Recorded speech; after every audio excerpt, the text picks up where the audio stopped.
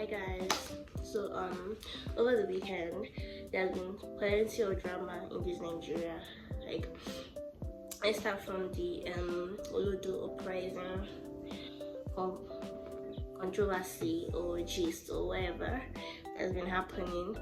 Then talk about the president's wife saying that we should, or Nigerians should start the akara, kuli and the corn business. It's been crazy, like really crazy. That's by the way. And I think Nigerian drinks keep changing, especially for the youths. Not that, no, especially for the youth, yeah. Like, youths are tired, young people in this Nigeria are tired, not because we are lazy, not because we are feeling entitled to anything, but we are just tired, like literally just tired. Because think about it now, when we were much younger, life sounded almost predictable. You go to school, you read your books, you graduate, you get a good job, you take care of yourself, you take care of your family, right? Simple as that. Simple, I would rather as simple as that. That's what we were told when we were small. You follow that path and you have a great life. But then, now, a degree isn't even enough anymore. Reality hit. It now became learn a skill, learn tech, do crypto, start a business, learn Web3. Now it's AI. Now it's learn AI. Presently, now it's no AI, learn AI. Now it feels like every few years the blueprint changes, and then when it changes, millions of people feel like they are left behind or they are back at square one. Now, don't get me wrong, I mean, learning a skill is very great, like learning business, tech, business, crypto, Web3. They are great because tech has created so many opportunities. Business has transformed lives, and then now AI is opening doors, like big doors for people, doors of opportunities for people, work opportunities and all. Even selling corn, akara, kuli, it's honest business, it's honest work. People have made livelihood from it for decades. They've been able to send these kids with it for decades, send their children to the university. Years back, like before, our parents can testify. But now, let's not talk about that now. My point now is, why does every new opportunity becomes the answer to everything? Someone says food is expensive, rent has doubled, I can't afford this, I can't afford that, I can't even find a job. And then what they hear is go and sell roasted corn.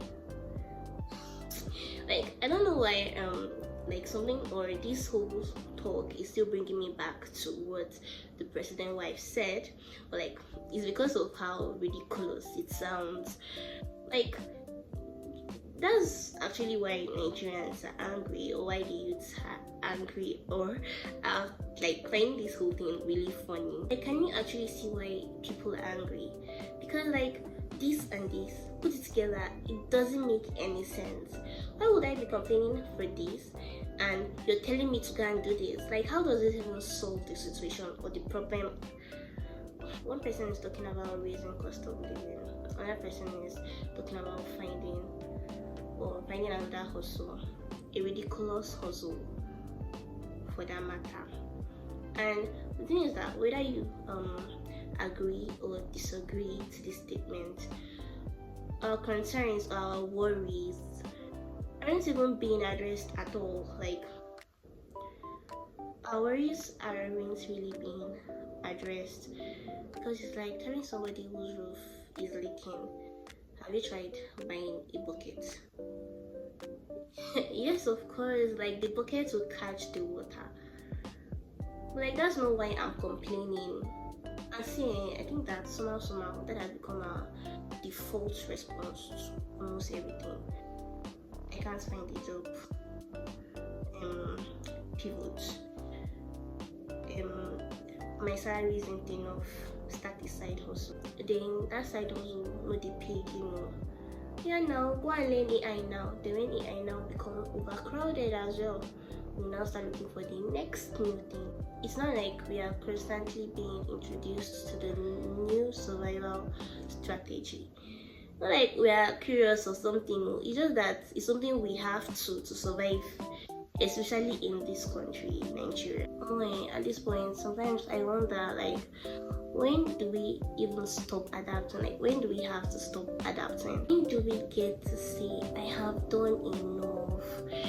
Because when it feels like it's as if when a young person feels like they finally catched up, like they're finally catching up, the finish line, we now move again. You go to school to get the degree, then you finally graduate, and now your employer is asking for 5 years of experience.